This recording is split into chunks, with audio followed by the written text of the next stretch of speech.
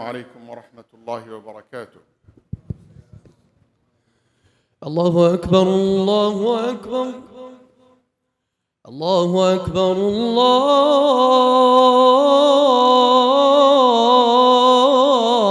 الله أكبر. أشهد أن لا إله إلا الله.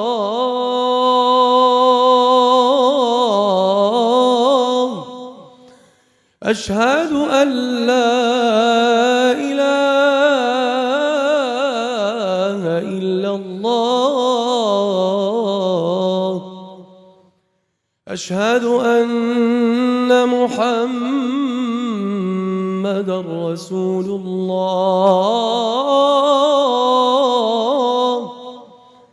أشهد أن محمدًا رسول الله. حي على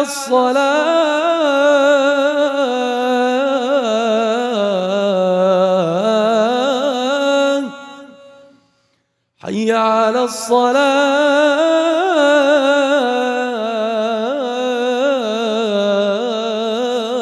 الصلاة.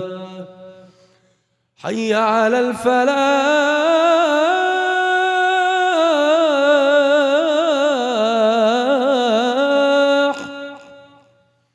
حي على الفلاح.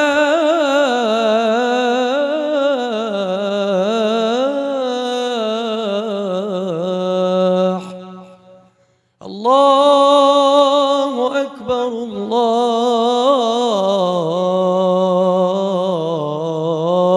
الله أكبر. لا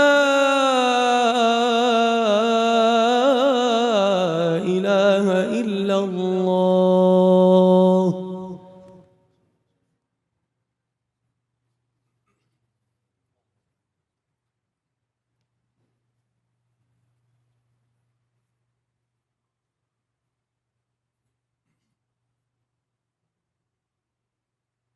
إن الحمد لله نحمده ونستعينه ونستهديه ونستغفره ونعوذ بالله من شرور أنفسنا ومن سيئات أعمالنا. من يهده الله فلا مضل له ومن يضلل فلا هادي له، وأشهد أن لا إله إلا الله وحده لا شريك له، وأشهد أن محمدًا عبده ورسوله. اللهم صل وسلم وبارك على نبينا محمد وعلى آله وصحبه وسلم اللهم تسليما كثيرا. أما بعد. All praise due to Allah, and His praise and blessings and peace be upon our Prophet Muhammad sallallahu alaihi wasallam, his family, his companions, and his followers until the day of judgment. I bear witness that Allah is the only one worthy of worship, and Muhammad sallallahu alaihi wasallam, his last and final messenger. My dear brothers and sisters, Allah subhanahu wa ta'ala, when He created us in the best of forms. في أحسن تقويم. And part of that He created us with a fitrah, instincts, things that Allah subhanahu wa ta'ala have made us upon, qualities that it is so unique or so beautiful, so pure. But over time, people start losing some of these qualities and forget about it.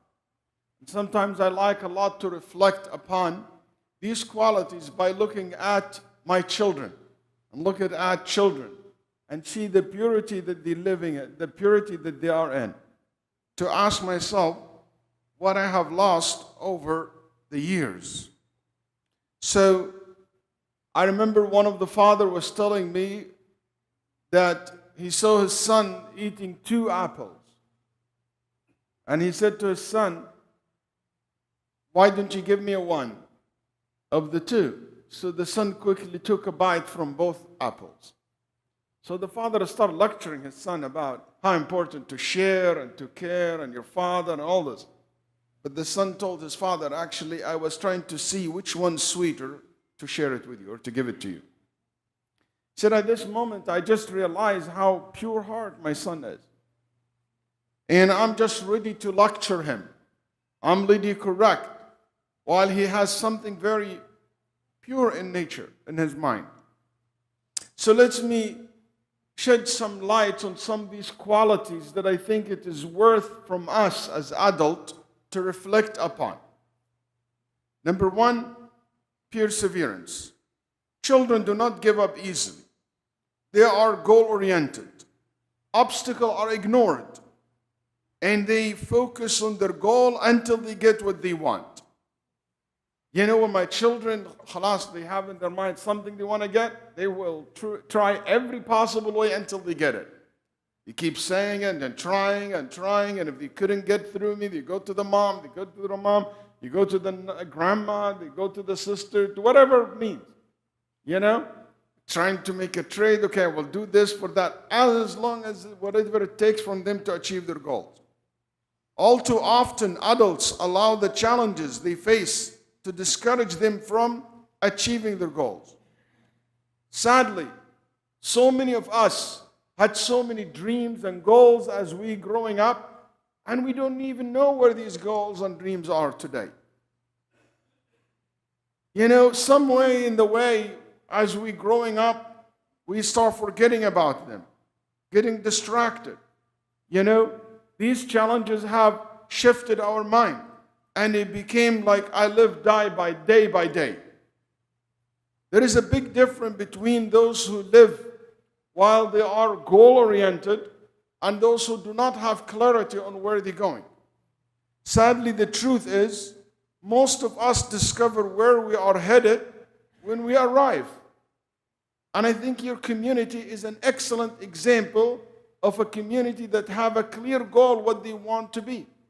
I still remember Irving community when it is way before this building started, when I came here. But when this building and this project start growing with a clear goal in the mind of the founder of this beautiful community, see what you have today and what you have accomplished. That's a big difference between some people who live with this clarity of goal and why they want to achieve these goals and why they have these goals, and those who just living, as we say, ala babillah. If you don't have something that you live for, there is no point from living. If there is nothing you can add to life, you're just an addition to life. You know, it is a question that I always ask myself and I wish to ask so many people I know in my life. When and why we stopped having dreams in life? As long as you're alive, you will dream. Your value determined by what you are living for. And if you don't have this clear in your mind, you will not have that value that you expect yourself to be in this life. You are like zero. Your value determines where you put the zero. If I have 1 and I put 1 0 after the 1, that became 10. 2 became 200 and 1,000. But put 10 zeros before the 1. It's still 1. Add nothing. Add nothing to the value of 1. That's why it is so important to have these goals and values that you are dreaming about, that you want to achieve. You know, what you stand for is basically what your goals are and what you want to accomplish in this life. You're not important because of how long you live.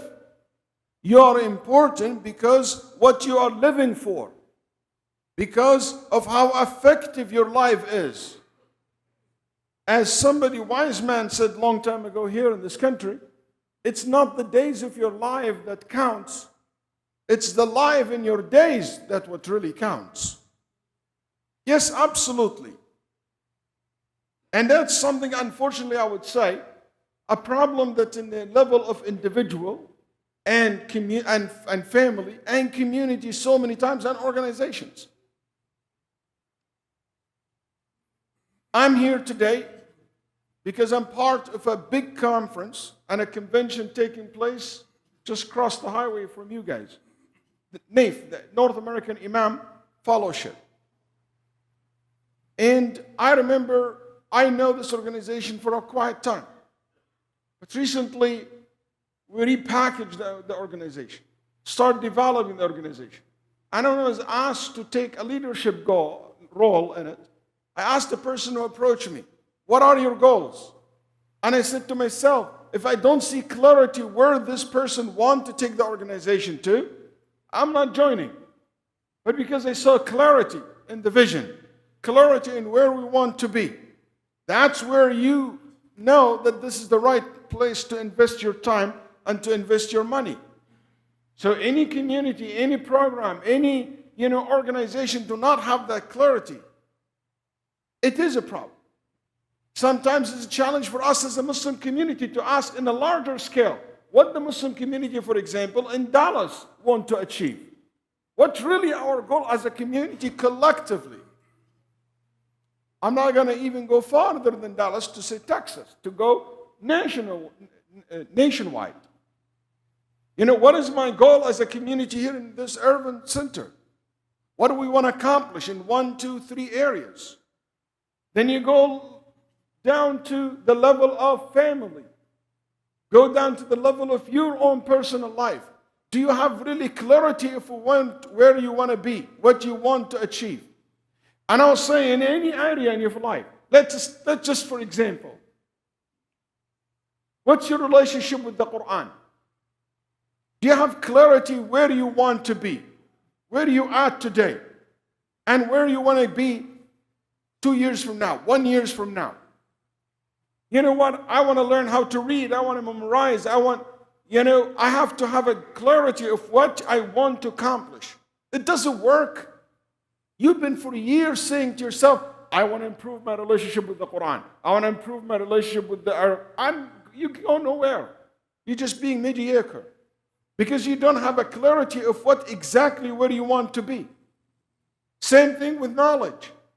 I want to learn my deen. I want to do this. You don't have a clarity exactly where you want to go. Look at, for example, Qiyam al-Layl. I want to train myself to be able to pray in the night. Today, Fajr is getting later and later. Some masajid pray even 6:15 and even, or 6 o'clock. So that means I can wake up a little bit early and pray. When you hear Sufyan al-Thawri rahimahullah says, for 20 years I'm struggling with night prayers. Sufyan al-Thawri's night prayer is not 10 minutes. He said, 20 years I'm struggling with Qiyam al-Layl, but I enjoyed it after that for more than 20 years. You see that this person motivated by a clear goal. He struggled for it. He worked for it. And so many things like that. Even in your own personal life, your financial life, and what you want to accomplish, what you want to be, when it comes to your education, and so many things, even to the most personal thing. Many young men and women ask me, Sheikh, I want to get married. Who you want to get married to? Well, a good sister. I know it's a sister. I know it's a good. But what exactly are you looking for? Whatever. I know a good brother.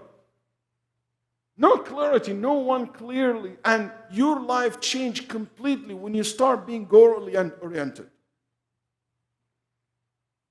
You know what's so important about having a clear goal in your life? One, it makes sense. Your life starts making sense. You become excited, motivated. Can you imagine if we have a basketball game and we don't have the ring where we score? We just dribble the ball and pass it to each other. We will not have NBA. We will not have any. It's going to be the most boring game ever in life. Or soccer, or football. No goals. We just pass and run with the ball. It will be the most boring game. That's exactly how your life is. It's the most boring life. Because no clarity, what you want to accomplish, what you want to achieve. Another important thing about these goals in life, there's a big difference between those who are motivated by goals and dreams and those who are motivated by problems. Every day in the morning, I only focus on what my problems are. What's the issue the struggles are? Islamophobes have this technique that they use against a lot of Muslim organizations and communities. They always want you to be in a defense position. you always speak about what you are not. Because every time you spend your time about what you are not, you not have a chance to speak about what you are and what you can offer. That's because so many people do that because they don't have clear goals. So all their life is about just defense, problems. We're all familiar with Martin Luther King when he gave that famous speech and he said, I have a dream. Can you imagine if Martin Luther King that day said, I have a problem, instead of I have a dream? Can you imagine if the movement was based on a slogan like that? Big difference between a community that it is driven by these beautiful goals and dreams that they have, and a person driven by that, and a person just driven by their problems that they have to deal with it every day. Another thing that I found it's so interesting when I look at children and these pure creations, they have a very positive outlook toward mistakes. Before entering school, I'm being told in school, being wrong, it means being bad. SubhanAllah, the fitrah that Allah put it in their hearts, that being wrong, it means an opportunity for me to learn, opportunity for me to grow, to correct myself, that now I know that I can't do this anymore. I wish that we as an adult, we could learn and see our mistake as opportunity for us to learn and to grow, rather than it is just as a failure. Our success is not in never failing, but in rising every time we fall. And I think Muhammad Ali, rahimahullah, the famous Muslim boxer, said something in that line. Experience is simply the name we give to our mistakes. Mistakes should not stop us from trusting people again, even if they do mistakes. And Nabi sallallahu alayhi wa sallam, he reprimanded Usama bin Zayd so harshly when he killed that man after saying La ilaha illallah. Yet, less than 2 years later on, and Nabi sallallahu alayhi wa sallam gave him the leadership of one of the biggest army the Prophet ever formulated. His mistake did not stop the Prophet ﷺ from retrusting him. Al-Quran speaks of the mistakes of prophets and messengers and the best of people like the Sahaba. Why you think? To document their mistakes? No, to send a message to us that mistakes does not make you less. It makes you human. It's your way to try to perfect yourself. I do believe that mistakes have the power to turn you into something better than you were before. And the concept of tawbah in Islam is nothing but that. The Muslim theologian, ulama'una rahimahumullah, اختلفوا هل الإنسان بعد التوبة, after he repent to Allah, you go back to the same level before the sin, or less or more.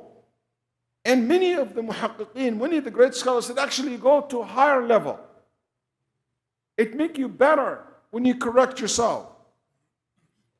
Another thing that I love about children, their ability to adjust. I remember when I moved to my new house, my kids get so quickly to know the neighbors, to get to know the house. Hey, Baba, do you know that there is attic there? Do you know that this place in the, and they got comfortable very quickly in the new school and so forth. I wish us as adults, we learn how to adjust. That ability to adjust, it means your ability to survive.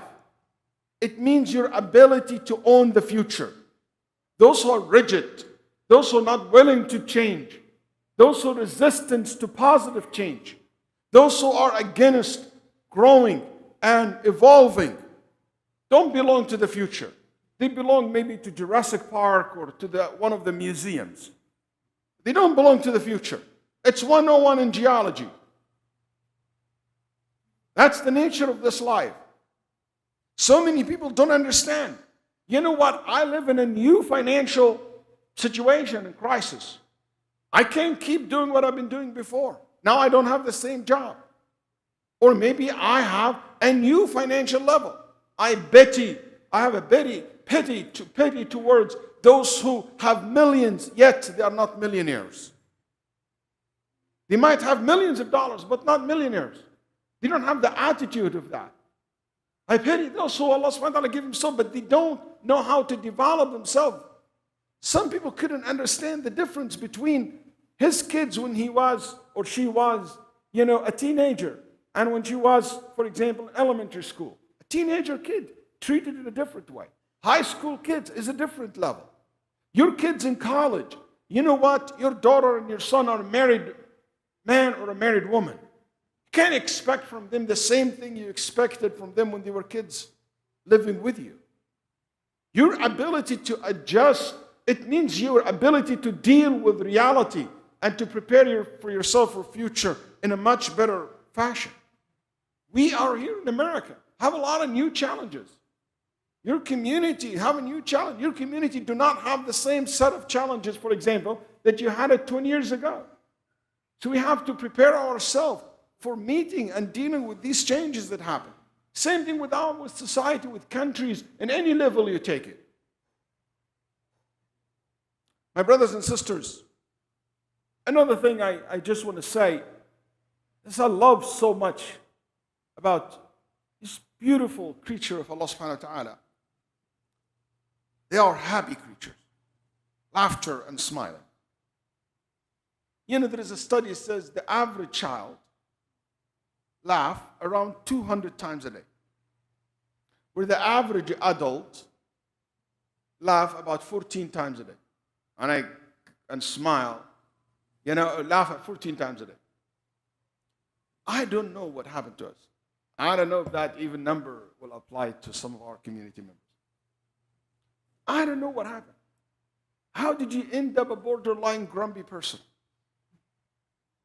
Always like sad and stressed out and like no smiling.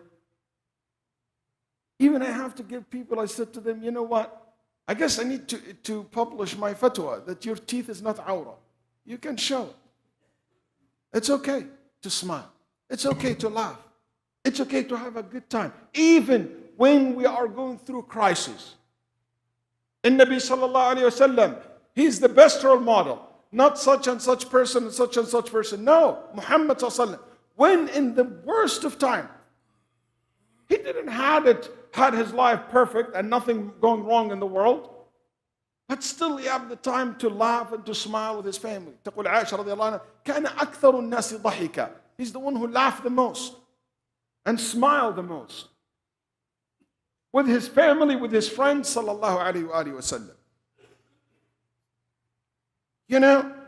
I think one of the greatest stress reliefs Allah has given us is laughter.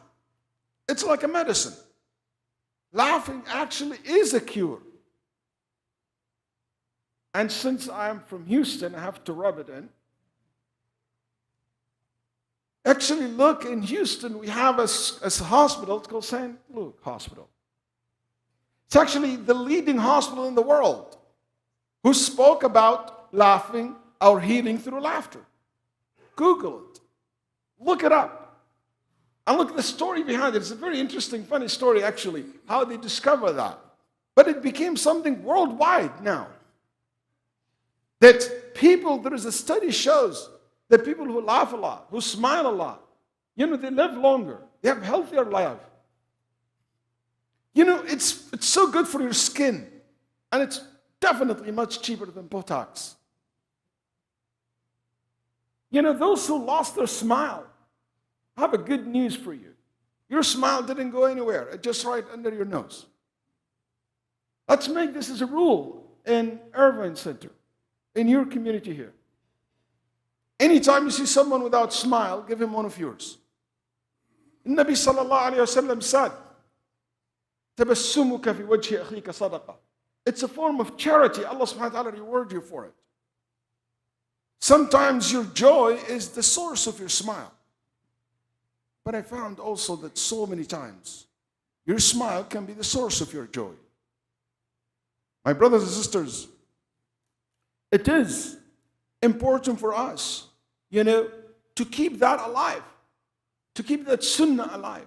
Because, it's a long haul. It's a long shot.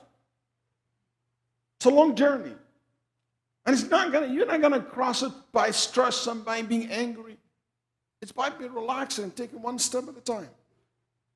May Allah subhanahu wa ta'ala give us the best of manners, the best of quality.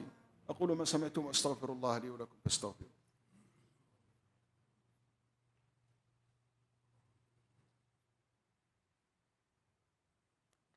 الحمد لله وحده والصلاة والسلام على من لا نبي بعده وبعد.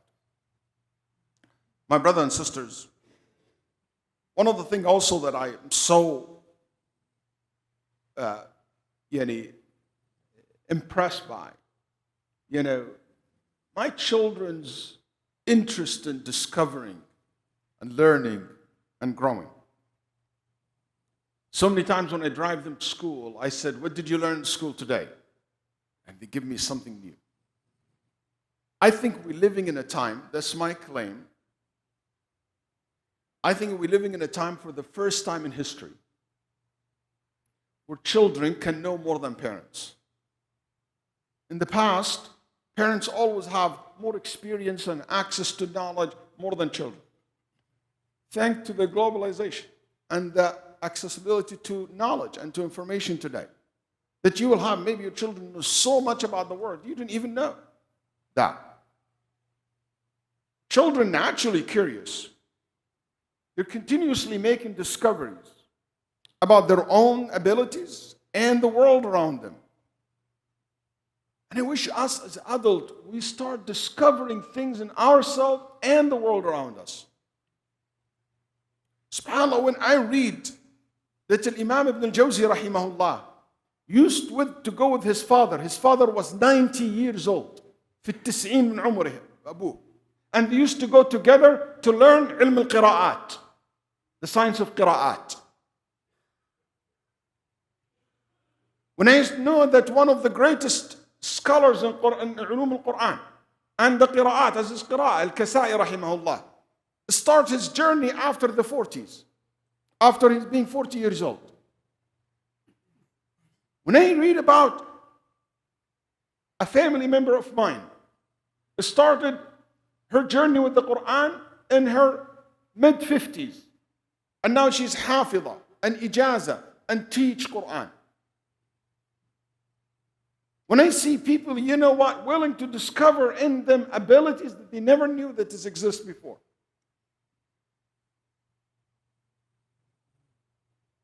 I believe the longest journey is the journey inward.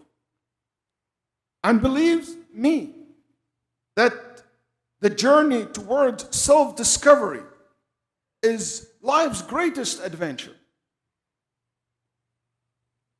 My brothers and sisters, we need to always have that zeal to learn, to grow.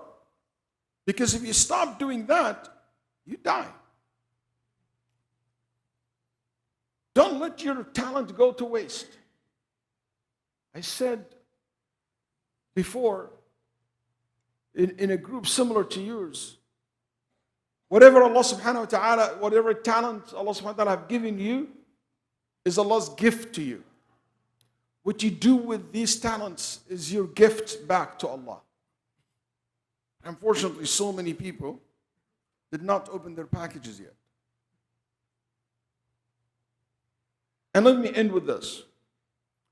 One thing I like about children, that they are full of liveliness, so active, full of energy. Kids always in the go. Adults need to get, that from them. What happened to it became just couch lovers. And it's just so relaxed. Nobody want to exercise, to walk. You know what, that day, I called my son Omar. Omar, he came miskeen from the second floor. Yes, Baba, get me the remote control. Seriously? Is that how it works? Unfortunately, that's how it, get yourself and go get your own remote control. النبي صلى الله عليه وسلم, Anas ibn Malik said, خدمت النبي صلى الله عليه وسلم 10 سنين. I served the Prophet 10 years. He never ever told me to do something for him. That's his servant. You can't last 10 minutes without making everybody work for you. Get active. Get more. It doesn't mean to go to hit the gym and stuff like that. If you can, good. But at least walk. Be inactive. Take care of the shore of the house. You have to be healthy because Allah subhanahu wa ta'ala will ask you about your body. I remember this guy going to the doctor, and the doctor said, I have bad news for you. Bad or good news? He said, what is it? He said, the bad news that you have diabetes. Your sugar is very elevated. The good news is it's controllable. And with the exercise and good moderate eating and changing some of your eating habit, you can control that. He said, oh, doctor, don't worry about it. The diabetes, it runs in the family. He said, son, what I'm worried about, nobody in the family runs. That's why it is. You have a diabetes. It's not runs in the family. There's nobody running in the family. Take care of your body, because the healthier you are, the clear of mind and healthy mind you will have. Anyway, I can go on and about a lot of these great qualities: confidence, learning, growing, and all these things that I think something we need to reflect upon and to ask ourselves, why? What happened? I hope my khutbah today to inspire you to walk out today. Well, you have at least one thing you need to change. One thing you need to set up straight. One thing to motivate you to do. May Allah subhanahu wa ta'ala bless this community and bless this masjid and this gathering and shower it with His mercy and His blessing. May Allah subhanahu wa ta'ala forgive our sins and forgive the sins of our parents and family members and our brothers and sisters. And may Allah subhanahu wa ta'ala make it easy for our brothers and sisters around the world, especially our brothers and sisters in Palestine and Gaza. اللهم إنا نسألك أن تفرج هم المهمومين وأن تنفس كرب المكروبين وأن تعجل بفرج إخواننا في فلسطين وغزة يا ذا الجلال والإكرام. اللهم عجل بفرجهم. اللهم اجعل دائرة السوء على من ظلمهم وخذلهم يا حي يا قيوم. اللهم إنا نسألك يا ذا الجلال والإكرام الهدى والتقى والعفاف. اللهم إنا نسألك يا حي يا قيوم يا أرحم الراحمين أن تصلح أولادنا وذرياتنا وأن تقينا وإياهم شر الفتن ما ظهر منها وما بطن. اللهم إنا نسألك أن تنزل رحمتك وعافيتك وغناك ورضاك ومحبتك على هذه الجالية. اللهم صب عليهم الخير صبا صبا ولا تجعل عيشنا وعيشهم كدا كدا. اللهم إنا نسألك أن تختم بالصالحات أعمالنا وأن تغفر لنا ذنوبنا وأن تستر عيوبنا وأن ترفع في الآخرة مقامنا يا حي يا قيوم. وصل اللهم وسلم وبارك على نبينا محمد وعلى آله وصحبه وسلم اللهم تسليما. And on the day Friday, Nabi sallallahu alaihi wasallam asked us to increase our salah wa salam ala Rasulullah sallallahu alaihi wasallam. So make sure you do that until the end of the day at the end of Asr today. Allahumma salli ala Muhammad, Allahumma salli ala Muhammad wa ala alihi wa qumu lis-salati rahmah. الله أكبر أشهد أن لا إله إلا الله أشهد أن محمدا رسول الله حي على الصلاة حي على الفلاح قد قامت الصلاة قد قامت الصلاة الله أكبر الله أكبر لا إله إلا الله.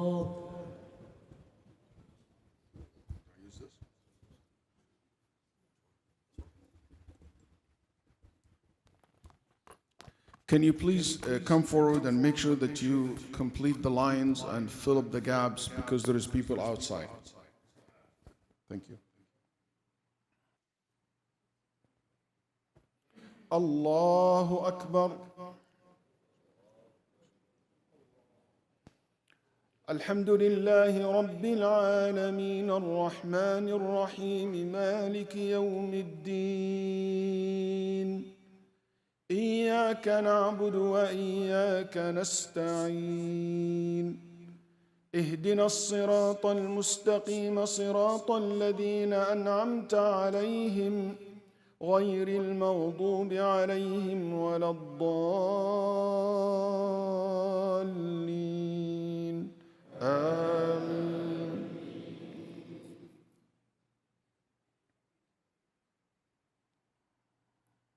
إذا زلزلت الأرض زلزالها وأخرجت الأرض أثقالها وقال الإنسان ما لها يومئذ تحدث أخبارها بأن ربك أوحى لها يومئذ يصدر الناس أشتاتا ليروا أعمالهم فمن يعمل مثقال ذرة خيرا يره ومن يعمل مثقال ذرة شرا يره.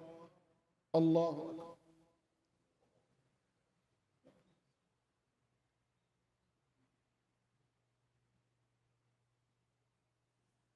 سمع الله لمن حمده.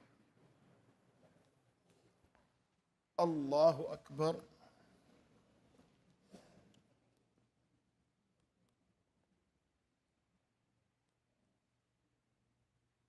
الله أكبر. الله أكبر.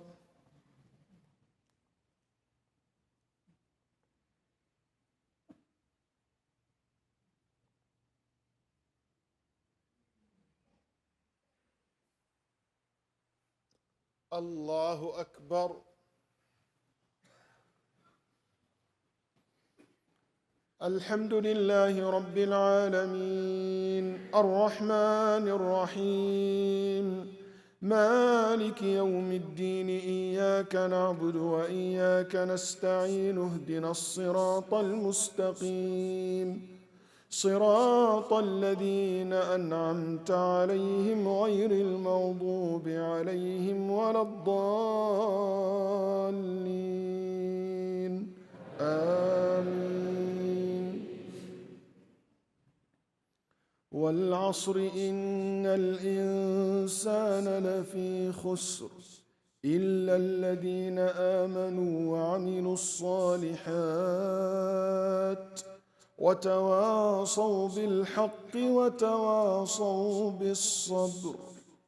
الله أكبر.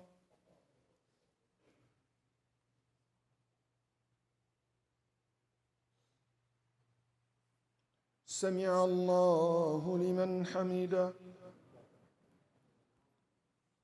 الله أكبر.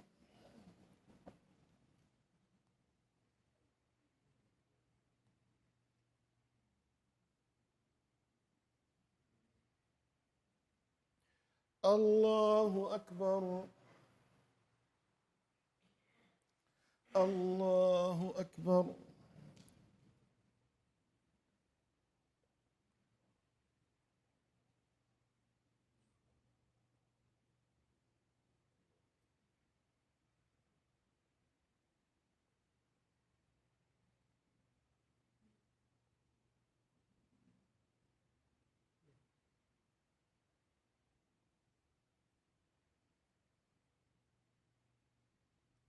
الله أكبر.